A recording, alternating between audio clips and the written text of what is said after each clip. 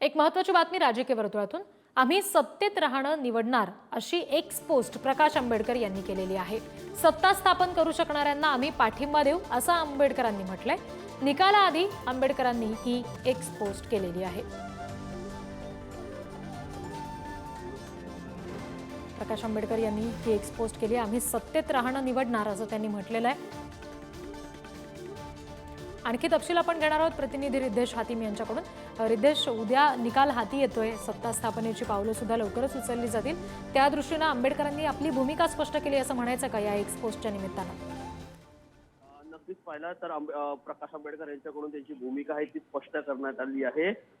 उद्या ज्या पक्षाला किंवा ज्या गटाला सर्वात जास्त ज्या त्यांचे आमदार आहेत ते निवडून येतील त्या घटक पक्षाला किंवा मग ती महायुती असेल किंवा महाविकास आघाडी असेल त्यांना पाठिंबा देण्याचं जाहीर आहे ते प्रकाश आंबेडकर यांच्याकडून करण्यात आलं आहे. आमचे जितके पण आमदार निवडून येतील त्यांचा पाठिंबा हा सरकारला असेल. अर्थातच जे सरकार स्थापन होईल त्याला असेल. त्यामुळे वंचित बहुजन आघाडीकडून आहे त्यांच्याकडून त्यांची जी भूमिका आहे ती निकालाच्या आधीच आहे ती स्पष्ट करण्यात आली आहे. जी रिद्धेश, धन्यवाद दिलेल्या माहितीसाठी.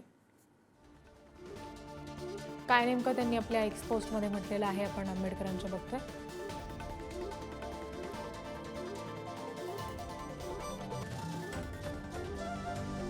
वंचित बहुजन आघाडीकडे जर का उद्याच्या निकालासंदर्भातले जे काही विजयी उमेदवार असतील त्याच्यानंतर जी कुठली पक्षाची आघाडी किंवा युती हे सत्ता स्थापन करू शकत असतील तर त्याच्यासाठी आमचा पाठिंबा असेल. आम्ही सत्तेत राहणं पसंत करू असं आंबेडकरांनी या एक्स पोस्टच्या निमित्तानं म्हटलंय.